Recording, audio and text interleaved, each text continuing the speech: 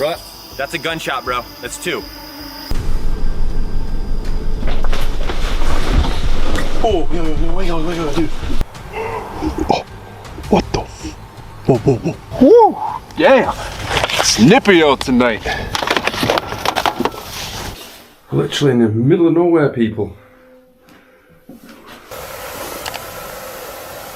Hello. Have you ever felt that terrifying sensation of being watched during a camping encounter? Imagine a spirit box pleading for help, while dark silhouettes dart between the trees just beyond your fire. When your instincts scream to run, would you stay? On a cloudy night under a full moon, YouTuber CJ Faison from the channel CJ Faison records this video posted on September 15th, 2022, as he and Chris Beard drive their van onto the well-known burnt bridge. The vehicle behind him, called the motivated van, is where they plan to spend the entire night. They park on a haunted bridge often featured on his channel, a recurring location in the Burnt Bridge series. Every visit to Burnt Bridge, something strange and intense tends to happen. So this night comes during a full moon. The sky is overcast, and the moment feels set. Local stories claim old rituals once opened something here, leaving the woods marked with an uneasy, dark presence. The first signs appear in the electronics. A device inside CJ's pocket activates on its own, producing a metallic sound before he ever reaches for it. The environment already seems to respond. Very clear. What the hell is that? I don't know. Jeez. How did that turn on in my back pocket? Come on. There's no way. That's weird. Did you see that? Yeah, what was that? This is getting creepy. This is getting really, really creepy. Then distant gunshots break the quiet. Two sharp echoes ring out from the nearby brush. He's down there right now. He is getting ready to do this.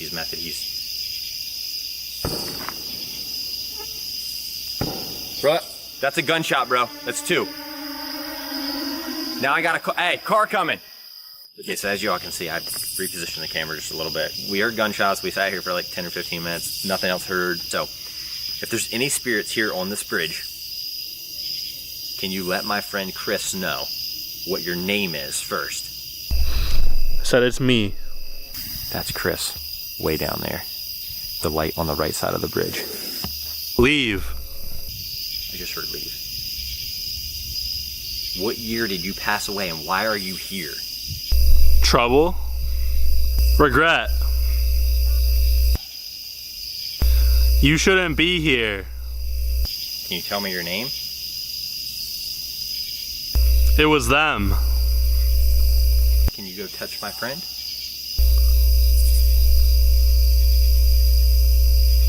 Probably someone just touched me. I thought CJ or someone was over here. That was weird. Pay attention. Okay, pay attention to what though? What would make you upset? What if I said the word burn or fire? Does that upset you? Stop what you're doing. The session escalates as a spirit box is used, its static forming a warning tone urging them to stop. They eventually return to the van to rest, but the situation shifts from distant to physical. Oh, wait, dude. The van was just swaying side to side, dude. Let's go out there and look for it. I'm not going out there, dude. Is the van still rocking? Feel it. There's no way it's that windy right now. Dude, that's not a good idea, bro. You're not coming out? No. Dude, you should not be going out there. Why didn't you close the door? I ain't forcing them to do anything you don't want to do.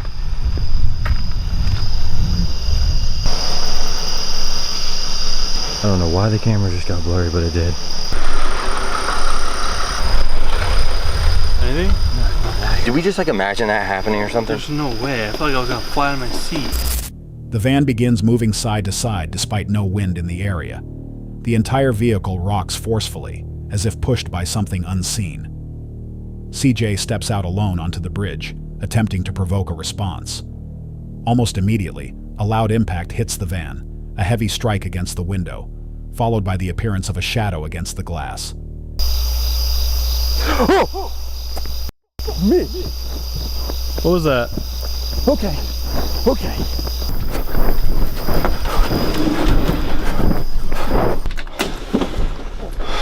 What did you see or what did you hear? What happened?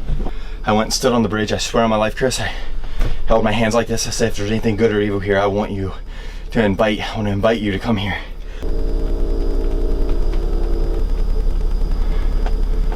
What is that? I don't know. Oh, it's not the van. I'm getting to my fucking floor is what I'm doing. There's gotta be somebody, right? You wanna go out there and look? Cause I don't. No, I'm fucking laying in the floor. I'm not getting the fuck up until the fucking morning, Chris. There's somebody out there, bro. I literally just, it looked like there was like a figure standing in the middle of the door. Fucking A. Dude, it banged on the fucking window. They rush back inside and secure the doors. The feeling of something outside remains strong. At one point, a figure-like shape is noticed near the door. Unable to confirm what it was, they choose not to wait until morning and leave the location right away. Situations like this often sit between real danger and misinterpretation, where fear shapes what is experienced and small details become amplified. But when multiple events happen back to back, it raises a simple question. Was this just stress and coincidence, or was something actually there watching them? Hold on a sec. If you're enjoying this so far, make sure to hit that subscribe button. Let's continue.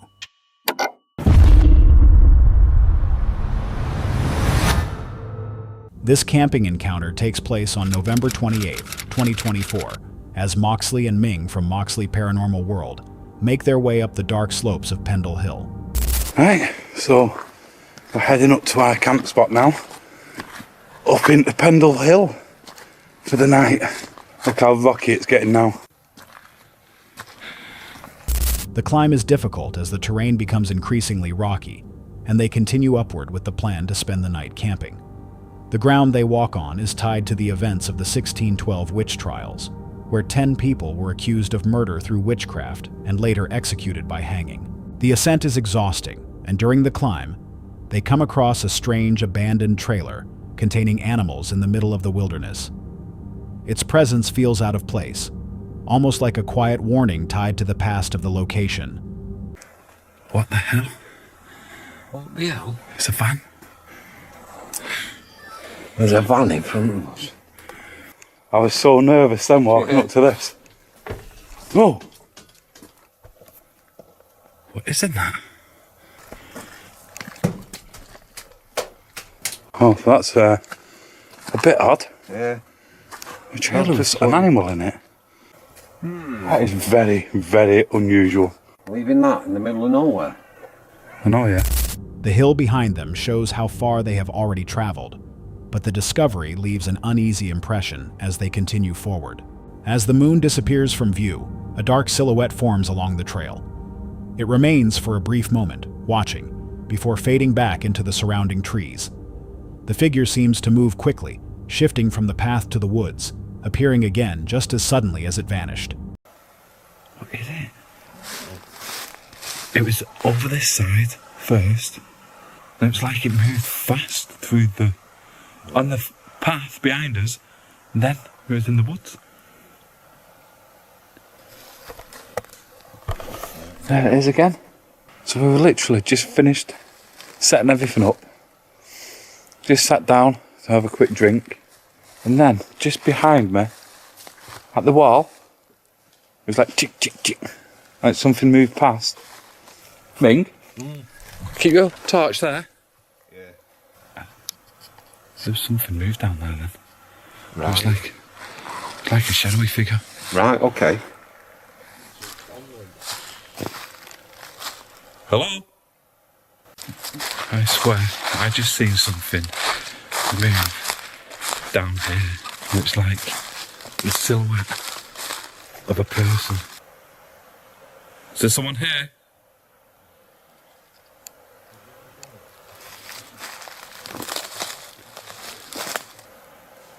Is there someone back there? I know I'm not losing my mind. A silhouette of a person stood here when I looked over. Right. And then as soon as you put the torch over, there's nobody here. Right. That caught us off guard, that. Yeah. That really caught us off guard. The noise is it? The area is checked, but nothing is found, even though the presence feels close and undeniable. The atmosphere begins to change as they continue attempting communication.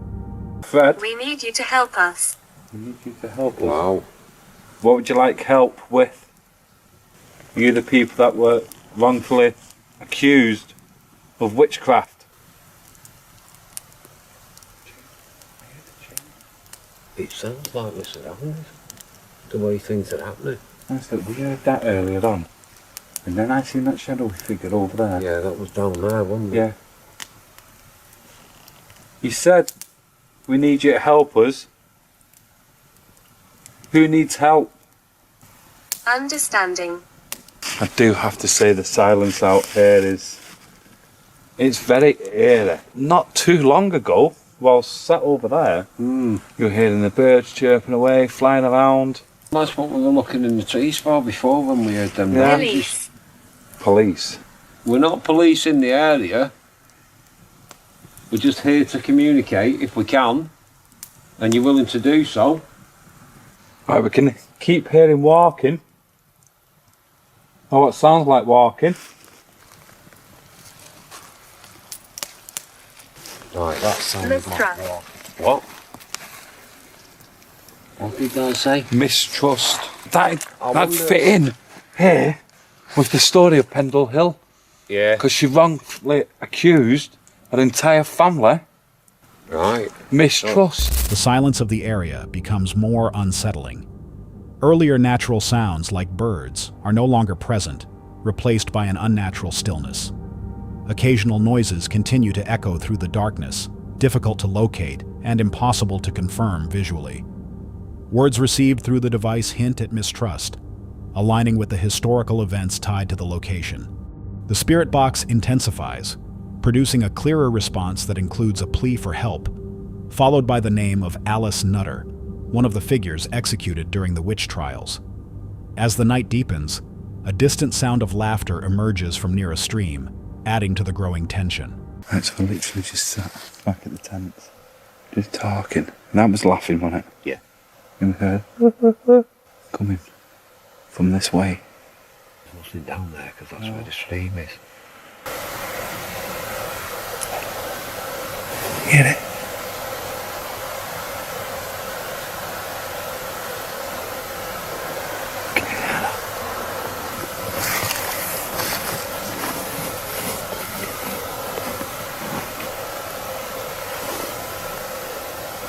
Hello! Back at the tent, the laughter is heard again from the same direction, even though nothing is visible near the water. The area remains empty, yet the sound is distinct. Soon after, the sensation of movement begins to surround the campsite. Footsteps, cold and unseen, circle the tents while the air grows heavier. The feeling becomes overwhelming, and Moxley experiences a strong instinct to leave the mountain immediately. Moments like this can feel real even when there is no clear proof, especially in a place filled with history and isolation. But when the sounds, movements, and responses all line up, it leaves a simple question. Was this just the mind reacting to the setting, or was something else actually there with them?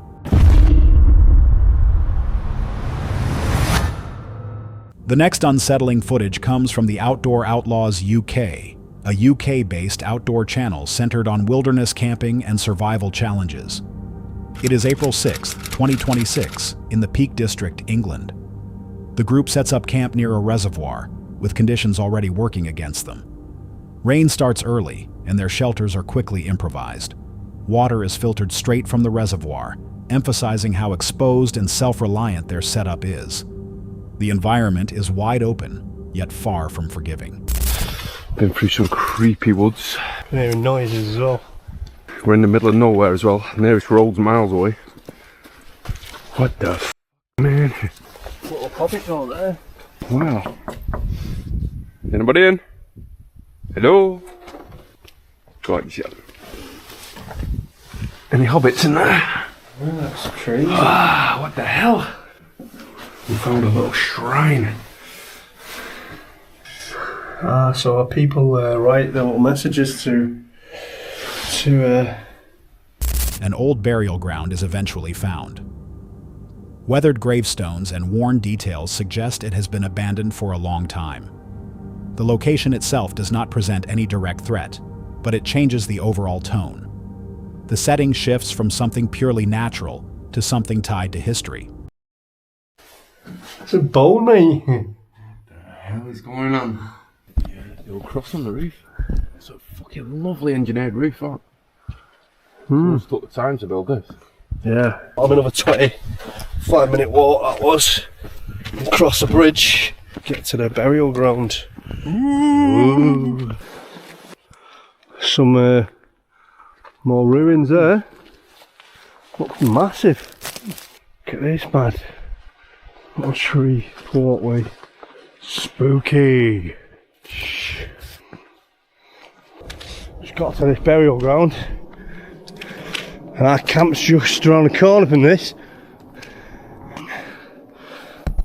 Look at that metal one there. All that. Probably the people that lived at the hall. Yeah. Servants and butlers and things like that. Please respect this burial ground. They probably owned the hall, didn't they, where we're sleeping? Samuel Grimshaw. They continue moving through nearby ruins before making their way back to camp. As darkness increases, navigation becomes slower and more intentional. The choice to return is controlled, not rushed, but it reflects an awareness of the conditions around them. This moment is shaped entirely by the setting. Nothing specific happens, but the environment steadily builds pressure through rain, rough terrain, and isolation, with history layered over everything. Each factor on its own is manageable, but together they alter how the place feels. In locations like this, it is not about what you see, but where you are and how long you remain there. Sometimes nothing obvious needs to happen for a place to feel wrong, especially when the surroundings and history start to overlap in subtle ways. So the question becomes simple. Was this just a quiet night in a remote area, or was the location itself creating that tension? This footage comes from Exploring with Angelo, posted on August 8th, 2025. This time, Angelo chooses to do something he usually avoids. He moves beyond the safer edge of the hill, heading deeper into the unknown areas of Happy Valley. What's up, guys? Welcome back to a brand new adventure in an old place. This is probably going to be the last time we're back at Happy Valley. If you guys know this place, you know how freaking scary it gets here at night. I've actually managed to make it with some daylight. So basically, what we're going to do for now, at least, I'm very curious because we almost never get the daylight, first of all, when we're here. I've never really been past that point where we always end up turning. So we're going to go further down. Maybe I'll find another spot that's workable to camp out at tonight. Returning to a place already known for how intense it becomes at night, he arrives with some daylight, planning to push further than usual into an area he has never fully explored, hoping to find a better spot to camp. He is searching for answers about a hostile presence rumored to exist in these woods, but the environment already feels prepared for him. As he reaches the point where he normally turns back, he decides to continue forward into unfamiliar ground. Well, we made it as far as here. This is where we usually turn into.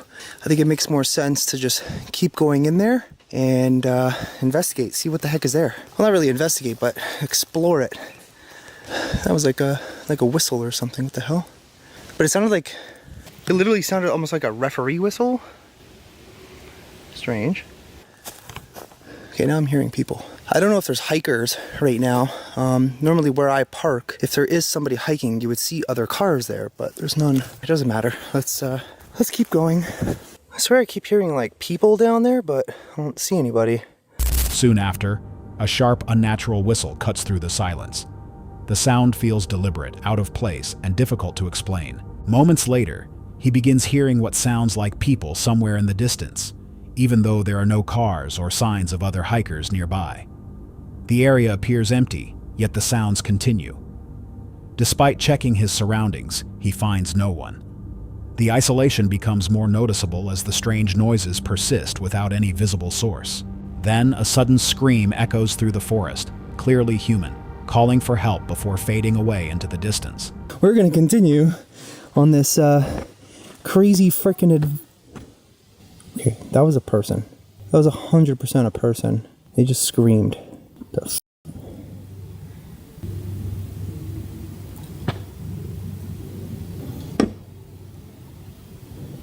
Hello? I also just realized my microphone settings were off.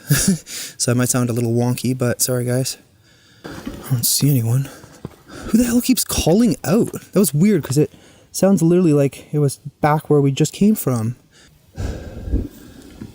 Okay. Strange. Let's get up there and see if we see anything, I guess.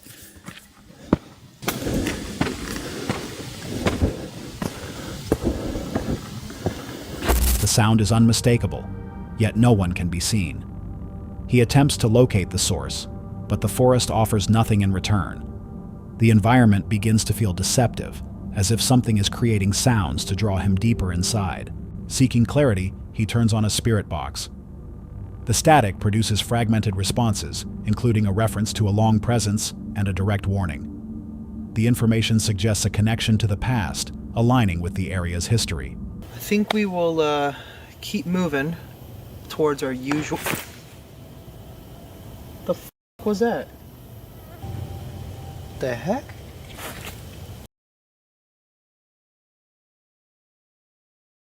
Like I legit like felt it like from behind kinda. I mean I didn't have my back on it, I don't think. Let's run a spirit box for a second. I'm gonna use a device that you can communicate with me through. You can pick words if you want to. You know, I do believe that people who've passed on tend to go back to, you know, certain places that they used to go when they were alive. Like I was recently talking about this with a nurse at the hospital that my grandmother's staying at, and he basically said the same thing. Like one of the hospitals that he worked at. I've been here 300 years. 300 years, so that would be 2000, so 1700s? That does make sense, actually. This is a pioneer area. Can you tell us how you died? I wouldn't mind maybe speaking to Kirk. Get out. Why did it say it like that? As he continues forward, the atmosphere changes again, becoming heavier and more hostile. A sudden pressure forms around his head, growing stronger the deeper he moves. The sensation feels physical, like something is actively pushing against him. At the same time, a loud impact is heard directly behind him, close enough to suggest something unseen is following his movements. The tension escalates quickly, making it difficult to continue further. The feeling becomes overwhelming, as if an invisible barrier is preventing him from going any deeper. I don't know why the vibe switches from heavy and anxious back that way.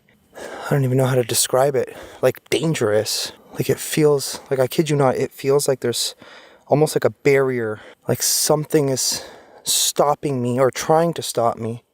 That I heard something. But yeah, something feels like it's trying to stop me from going further.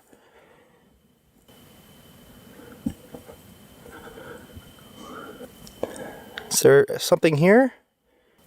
That was back at the camp. Sounded like. I feel weird over here too. Kind of what I'm feeling right now is like a weird like pressure. Like pressure on my head, specifically my right ear right now. I don't know what that is. It almost feels like as if something's squeezing on my skull. Every time I get to this point, I literally just want to turn back. Like that spot's already scary enough. What's doing that?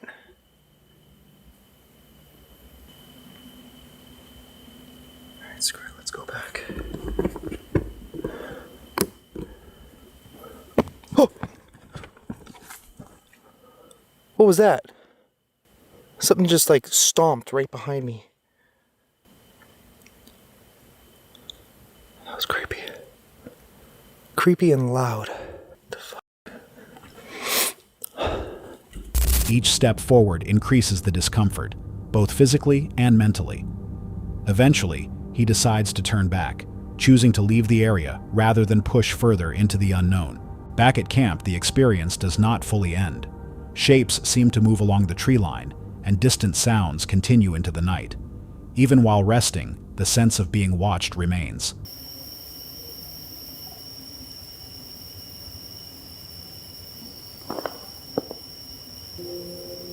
What was that noise?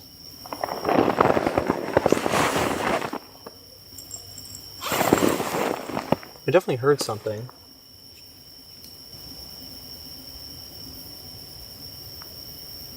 By 4 a.m., Angelo decides to leave the area entirely, putting distance between himself and whatever may have been present in Happy Valley. Sometimes the mind can fill in the gaps when you're alone in a place like this, especially when sounds and pressure build over time. But when the reactions feel physical and consistent, it leads to one simple thought. Was this just fear taking over? Or was something actually trying to keep him from going further? On the eve of a trip to Ireland, a Filipino urban explorer left his responsibilities behind and drove alone into the freezing Canadian Appalachians. This footage comes from the channel Paranormal Discovery, posted on February 26, 2026. He was heading back to the Deadlands, a place where he and his fiancée had previously encountered something that appeared to manifest physically. I am out here in the Deadlands again. Matter of fact, in the exact same spot as the video before this. We had our tent out here, literally right here. I don't know if I could even take them. Anyways, I'm back here solo running this tonight. I'm not gonna do anything too extraordinary tonight. So yeah, Chelsea and I discovered this side of the Deadlands, which last time we actually, thought I just heard some. We actually are convinced that we ran into something like an entity. He returns to the exact same spot as before, where their tent had once been set up, with remnants still left in the ground due to the cold. This time he is alone, only planning a simple follow-up visit rather than anything extreme. Still, the memory of what happened there before remains clear, especially the belief that they had encountered some kind of entity in that area. With no cell service and dropping temperatures, he sets up camp on his own. Being alone changes everything. The same forest now feels unfamiliar and threatening. Yeah, the vibes are completely different here when you're alone. Like they know you're here, and it's kind of ominous right now. It just feels ominous and like almost stupid to be out here alone. Got all the wood in there. Woo! Yeah! It's nippy out tonight. Okay, what was that?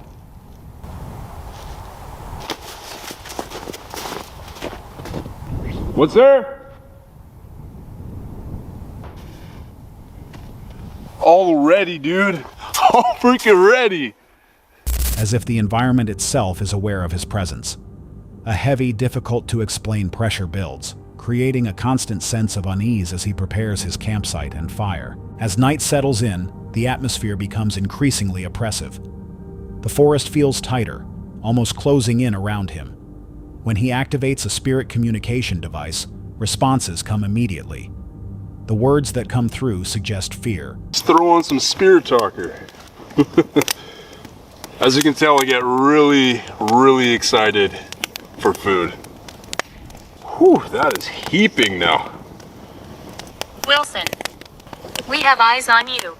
Whoa, we have eyes on you. Shit. Can you tell me who this is? Or what you are? Are you a cryptid being? Or are you indigenous perhaps? Or... Burned. Burned! Burned! What did we get? The past 2 videos, burned. This is crazy. There has to have been a fire. She scares me. Whoa. Her. She scares me, her. Who are you talking about? Damn. Reference something burned, and point toward a lingering presence tied to a past event. Suddenly, the tension breaks. A clear, human-like whistle cuts through the darkness. The sound does not stay in one place. Instead, it moves, circling him from different directions. What the hell? That was like a whistle. Whistling. Someone's legit whistling.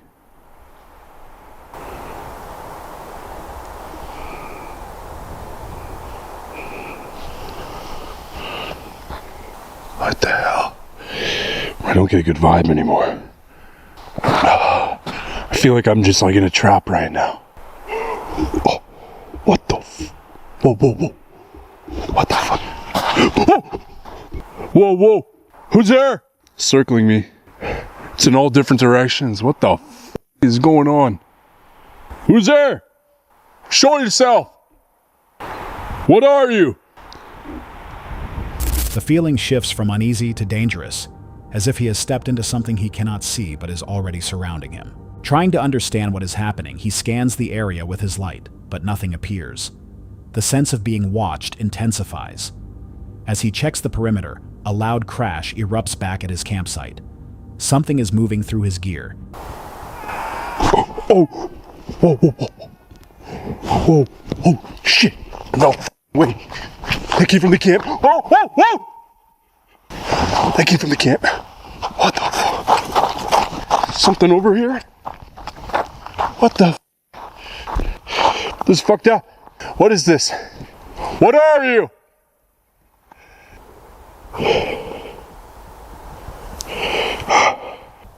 I am speechless right now. What the fuck is going on? Nothing. Literally. Yet when he rushes back, there is nothing there. No person, no animal, nothing visible at all. The experience begins to take a toll on him. His thoughts feel clouded, and the pressure returns stronger than before, affecting both his focus and his sense of control. The situation no longer feels safe. The environment, the sounds, and the unseen presence all combine into something overwhelming. Realizing he is no longer welcome, he decides to leave. The exploration ends abruptly as he retreats from the mountains, taking his footage with him, but losing any sense of calm he had before arriving. In places like this, isolation and memory can mix in ways that make everything feel more real than it might be.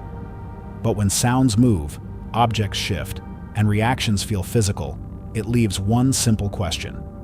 Was this just the mind under pressure, or was something actually there pushing him away? The next video comes from Backcountry Benny, a US-based bushcraft channel focused on solo wilderness camping and survival skills.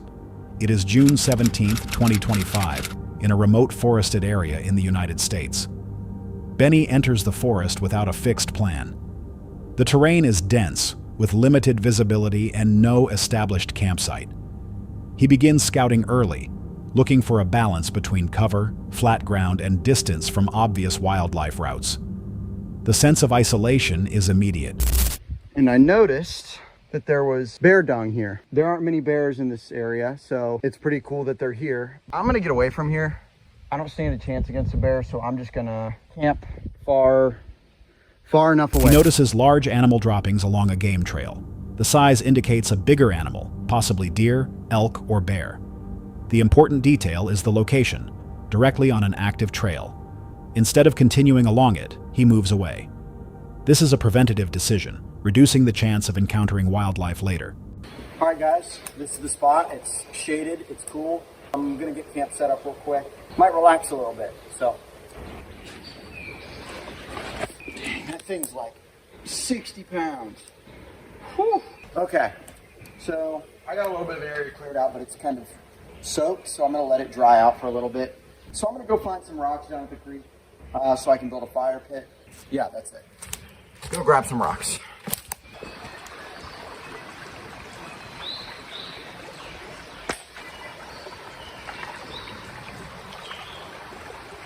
I kind of want to camp here, but there are a lot of bugs, and there's also a lot of animal trails, and it's not really worth it. So I'm gonna haul them back to camp and then get a fire pit set up.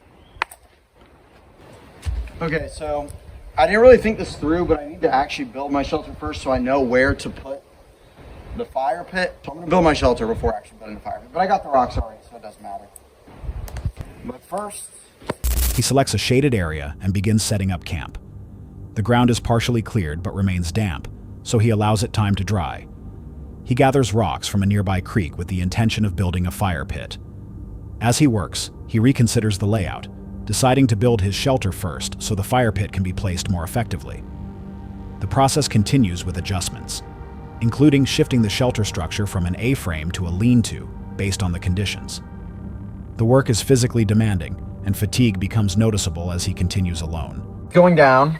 It's going to be probably dark here in 30 minutes, so hopefully tonight We don't have any issues with animals. The only one I'm really worried about tonight is the black bear. Again, I haven't seen him today, but if there's a bear close, I want nothing to do with it. Alright guys, it's about midnight, so I'm gonna hit the hay. It's about 50-ish degrees, so not too cold. I've got a great fire. I've got loads of firewood, and a bunch of blankets. So yeah, that's all about I got for you. I'll see you in the morning.